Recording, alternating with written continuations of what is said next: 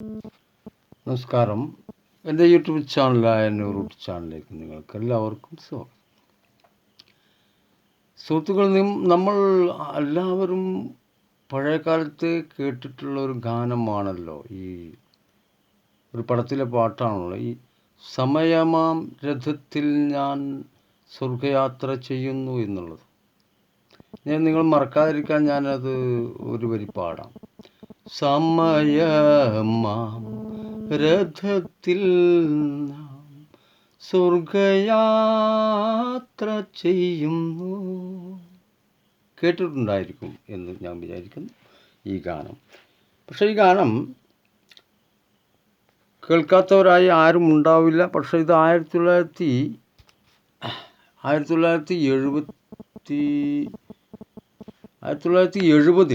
1970 പുറത്തിറങ്ങിയ മഞ്ഞിലാസിൻ്റെ ഒരു പടമാണത്. മഞ്ഞിലാസ് എന്ന കമ്പനിയുടെ ഒരു പടമാണ്. പടത്തിൻ്റെ പേര് അരനാഴിക നേരം എന്നാണ്.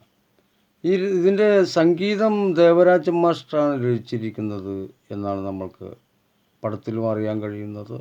രചന വയലാർ രാമവർമ്മ എന്നാണ് കാണുന്നത്. പക്ഷേ ഇതിനെപ്പറ്റി കൂടുതൽ ഒരു അപ്ഡേറ്റ് കിട്ടിയത് എന്താണെന്ന് വെച്ചാൽ, ഈ ഗാനം രചിച്ചിരിക്കുന്നത് ഒരു സായിപ്പാണ് എന്നുള്ളൊരു അറിവാണ് കിട്ടിയത്.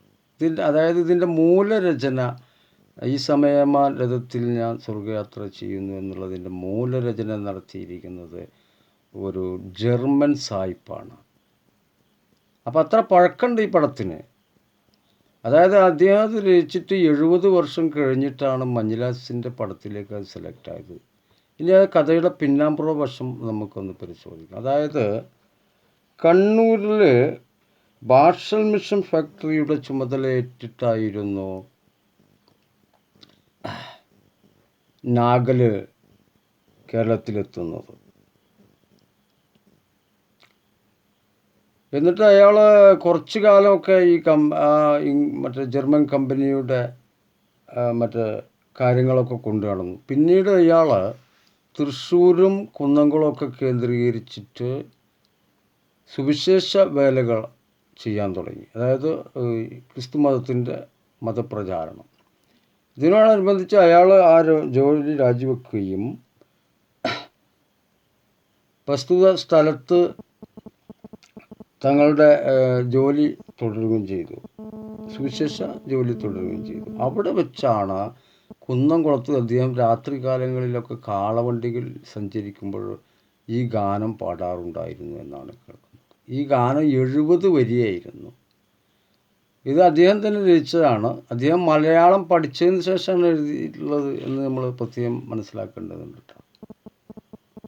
കാരണം അന്ന് മലയാളത്തിന് എന്ന് പറഞ്ഞാൽ വലിയ പ്രചാരങ്ങളൊന്നുമില്ല, ഇത്തരം മാത്രം ശക്തിയൊന്നുമില്ലാത്ത സമയമാണ്.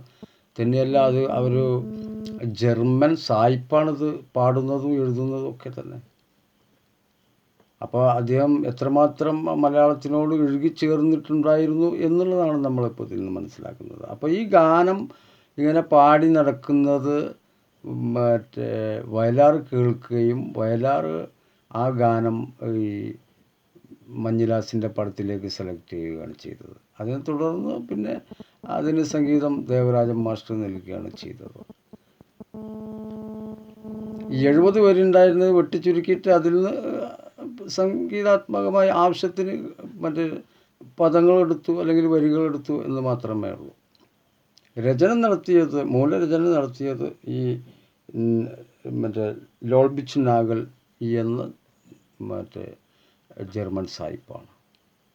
ഒരു അത്ഭുതമാണില്ലേ ആ വാർത്ത കേൾക്കുമ്പോൾ? അത് വാർത്തയല്ല, പക്ഷെ അത് നമ്മളിപ്പോൾ അറിയണുള്ളൂ. ഞാൻ പോലും വിചാരിച്ചിരുന്നത്, അതായത് എനിക്ക് അത്രമാത്രം നോളജൊന്നുമില്ല, ഞാൻ ആദ്യം വിചാരിച്ചിരുന്നത് ഇത് ദേവരാജൻ മാസ്റ്റർ സംഗീതം നൽകുകയും പിന്നെ വയലാർ രചിക്കുകയും ചെയ്തിട്ട് ആരാ പാടിച്ച അവർ മഞ്ഞിലാസിൻ്റെ അരനാഴിക നേരത്തിൽ അങ്ങനെയാണത് വന്നിരിക്കുന്നത് എന്നാണ് അന്ന് വരെയും എനിക്ക് നോളജുള്ളൂ. പക്ഷേ ഇതിപ്പോൾ പുതിയൊരു അറിവായത് കാരണം ഞാനത് നിങ്ങളിലേക്ക് ഷെയർ ചെയ്യുകയും ചെയ്തു. ഈ വീഡിയോ നിങ്ങൾക്ക് ഇഷ്ടമായെന്ന് ഞാൻ വിചാരിക്കുന്നു. ഇതുപോലെ തന്നെ മറ്റു വീഡിയോകളുമായിട്ട് നമുക്ക് വീണ്ടും കണ്ടുമുട്ടാം. ഇതുവരെ ഈ വീഡിയോ സ്കിപ്പ് ചെയ്യാതെ കണ്ടതിന് നന്ദി. അതുപോലെ മറ്റുള്ളവർക്ക് ഈ വീഡിയോ ഷെയർ ചെയ്യുക, അതുപോലെ ലൈക്ക് ചെയ്യുക, പിന്നെ സബ്സ്ക്രൈബ് ചെയ്യുക എന്നൊക്കെ അഭ്യർത്ഥിച്ചുകൊണ്ട് നിർത്തുന്നു. വീണ്ടും കാണുന്നത് വരെ എല്ലാവർക്കും ഒരിക്കൽ കൂടി നന്ദി പ്രകാശിപ്പിക്കുന്നു.